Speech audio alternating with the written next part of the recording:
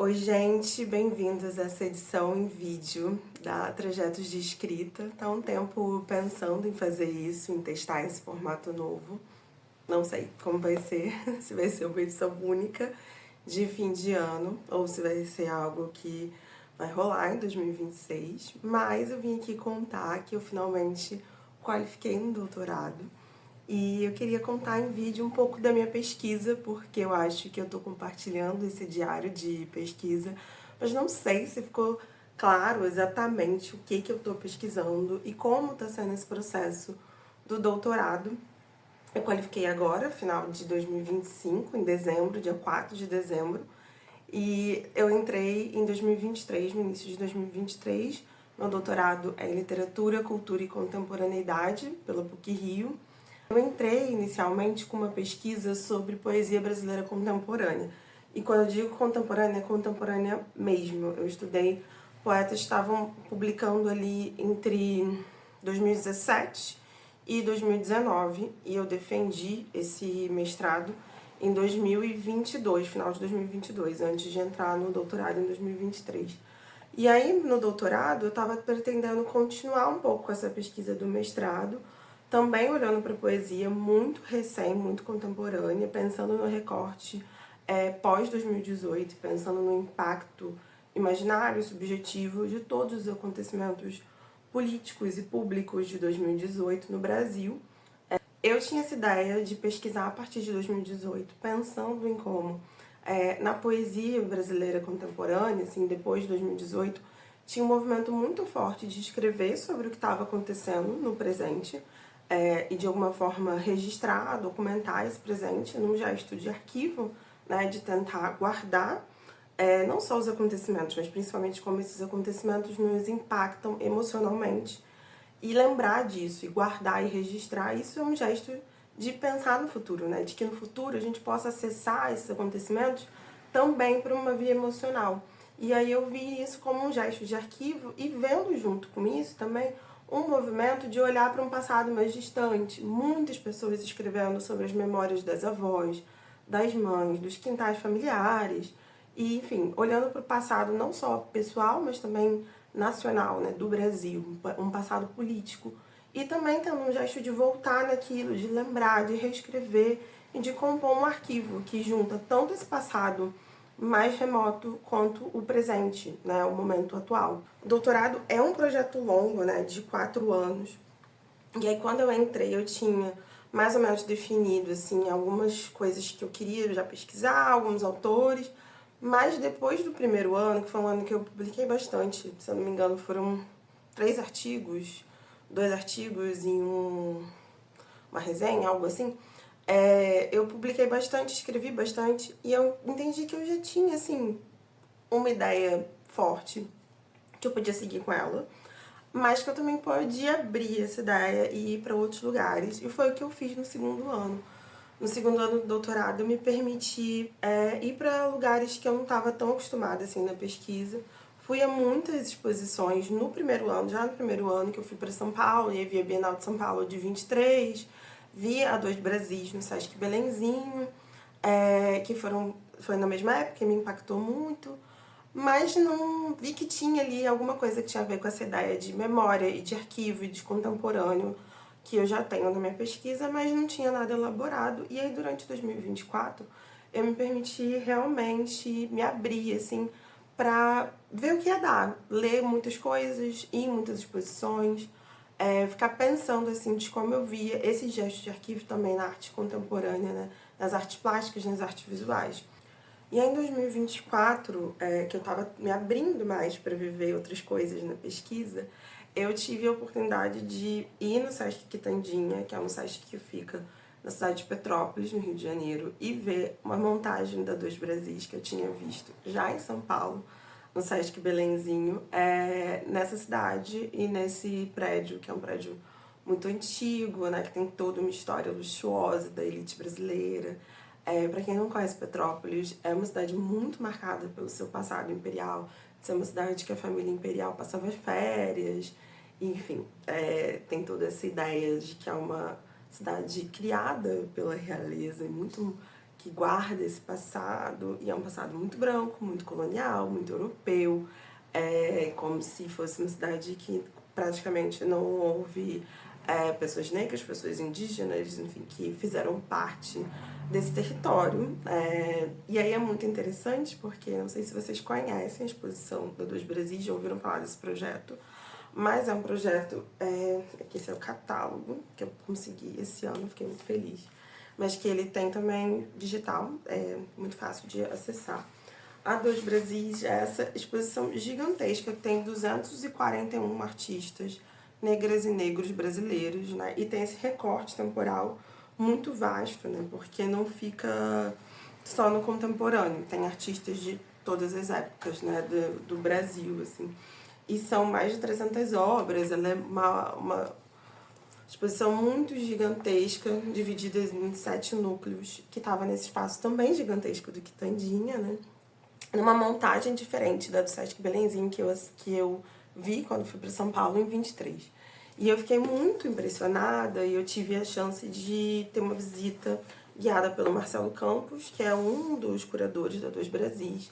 E fiquei pensando muito, né, nesse movimento de uma curadoria contemporânea que olha para o passado e que de alguma forma está também criando uma fricção ali com uma memória desse território muito branco, muito colonial e europeu. E trazendo, né, essas histórias negras, inclusive de vários artistas que moraram em Petrópolis, ou que moram, né? E aí a decisão, assim, de falar sobre essa exposição foi algo que me desafiou muito, assim, durante esse ano. Eu fui tentando escrever esse capítulo, sabendo que eu talvez estivesse fugindo muito da minha proposta inicial, mas que era algo que eu precisava fazer, que eu estava com muita vontade de fazer, estava muito empenhada. Então viajei para Petrópolis várias vezes. E aí preciso agradecer muito a galera do educativo do Sesc Quitandinha, que é incrível, que eu conversei muito com pessoas, arte educadoras que estavam na exposição. E aí eu fui juntando um material, assim, que primeiro é o caderno educativo da Dois Brasis, da edição carioca, que tem textos que foram fundamentais para eu escrever. Entre eles, assim, acho que o principal é o da Renata Aquino, que depois que eu descobri a pesquisa dela, que eu comecei a entender por que eu queria tanto falar sobre essa exposição em Petrópolis, porque a Renata tem um conceito que é de afroinscrições, esse texto aqui dela que tem a ver com a pesquisa dela, que ela desenvolveu no doutorado, que é justamente sobre a ideia de afroinscrições no território de Petrópolis, que vai falar sobre como esse espaço tentaram apagar as inscrições da cultura africana nesse espaço, mas essas afro-inscrições permanecem e são muito visíveis na cidade. Inclusive, algo também que foi muito importante para mim foi o Museu da Memória Negra de Petrópolis, que vale muito a pena conhecer nas redes. Tem site, tem Instagram, tem YouTube, e que vai falar, vai mostrar essas afro-inscrições no território, né, de Petrópolis, e principalmente mostrar as tentativas de apagamento dessas afro-inscrições, acho que é um movimento, assim, muito importante.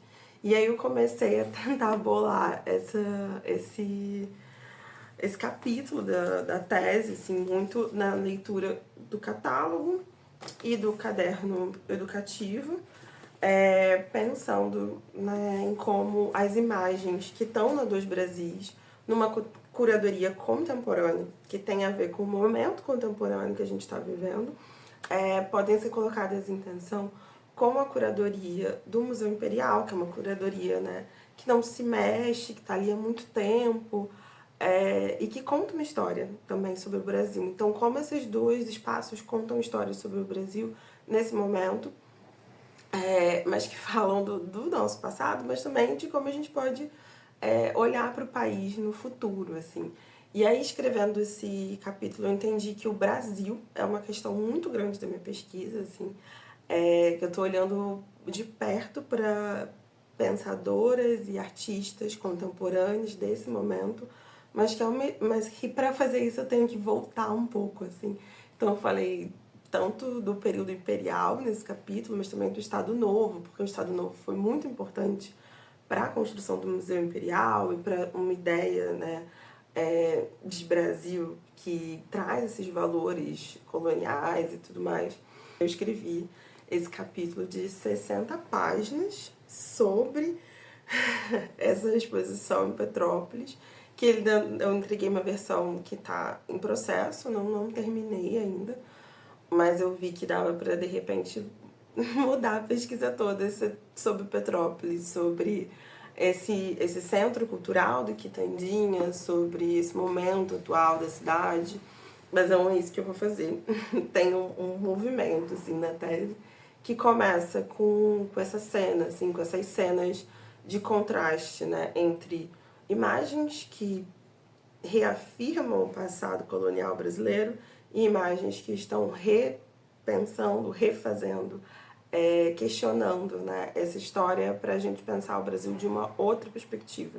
E para mim isso tem tudo a ver com 2018, porque eu acho que 2018 foi um ano em que o Brasil e os brasileiros estiveram em questão, né? Essa ideia de um Brasil dividido, né? E que essa ideia não é de 2018. Essa ideia vem do Brasil há muito tempo. Então, para eu defender que essa polaridade que existe em 2018 faz parte de projetos nacionais, projetos públicos, projetos políticos que envolvem o Brasil há muito tempo, foi importante escrever esse capítulo, em que eu faço essa volta, assim, em que eu falo do Brasil do contemporâneo para o passado. Então, eu mesma tive que fazer um gesto de arquivo na pesquisa, essa é a sensação que eu tenho. E aí, junto com esse capítulo, eu apresentei na qualificação também um preâmbulo em que eu falo um pouco sobre essas questões do Brasil recém, né, pós-2018. E aí eu trabalhei com 3 textos que foram escritos à luz dos acontecimentos de 2018. Parque das Ruínas, que saiu pela Luna Park, é uma performance, um poema-ensaio da Marília Garcia, em que vai falar muito dessa ideia de ruína no Brasil e que foi publicado durante, assim, 2018 e tem marcas desse momento político, mas também do que ia antecedendo 2018, né, o golpe de 2016, isso, e tem uma ideia, assim, né, de um país passando por um período de turbulência, assim, nesse texto, e aí eu pego ele para pensar, assim, esse momento, né, de que o imaginário desse momento de 2018. E esse texto começa assim, tem uma parte que fala: não sabemos o que fazer quando tudo parece a ponto de desabar. É difícil olhar as coisas diretamente, ainda mais quando estão destruídas. Em 2018 tinha muito essa ideia de que estava tudo sendo destruído, estava tudo acabando, né? E aí, junto com o texto da Marília, eu trago um trecho de um ensaio do Fred Coelho, que é o meu orientador, como eu falei, né? Que está nesse livro que saiu esse ano, Infraturas, Cultura e Contra-Cultura do Brasil. O texto se chama Brasil como Frustração.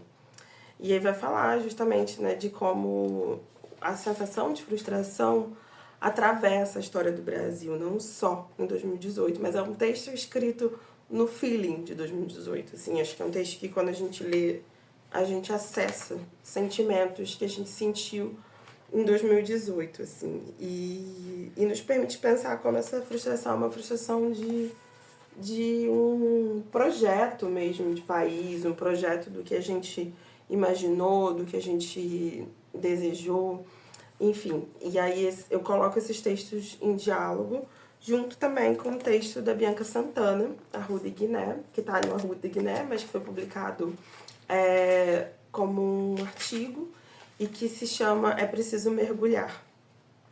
Aqui, cadê? Pronto. Ele foi publicado durante as eleições de 2018 e a Bianca estava na minha banca, junto com a Rosana Colbins, que é uma professora da casa. Então foi muito importante ter a Bianca junto com a Rosana, assim, para ler esse material e opinar. E esse texto da Bianca fala justamente sobre uma tentativa de se organizar no meio da frustração de 2018, no meio do desamparo. E eu acho que esses artistas, essas artistas que eu estou pesquisando, tentam fazer isso também. Tentam organizar um arquivo no meio da frustração. E para isso precisa olhar para o Brasil, não só de 2018, mas para a história do Brasil, né? O que antecede esse momento que eu uso muito uma citação do Walter Benjamin, que é esse instante de perigo de 2018, que permite que a gente olhe para o Brasil numa perspectiva mais ampla, não só do que está acontecendo aqui agora, né, no que estava acontecendo no caso, mas de como isso é produto de uma história maior, né, de uma ruína que é muito mais antiga. E aí eu acho que falando isso faz mais sentido por que eu tive que ir para essa história de Petrópolis e para essa história imperial, colonial. Enfim, gente, não sei se deu para entender num vídeo curto as 100 páginas que eu apresentei na qualificação, mas deu tudo certo. Acho que não tenho nenhuma grande alteração para fazer, isso é uma vitória, assim, fico felicíssima. E daqui pra frente ainda tem muita coisa para escrever. Eu vou talvez compartilhar mais em vídeo, com certeza vou compartilhar mais por escrito. Mas eu queria apresentar aqui de uma forma talvez um pouco confusa, mas aqui deu para fazer. Nessa primeira tentativa de fazer um vídeo e de tentar conversar mais ao vivo, assim. Ao vivo? Não sei, mas mais vocês me ouvindo e me vendo do que só um texto por escrito. E é isso. Quero muito agradecer a quem está acompanhando esse diário. Em 2026 teremos mais. E desejar aí para todo mundo boas festas e um bom ano novo. Um 2026 de muita escrita. E a gente se vê aqui pela Trajetos de Escrita.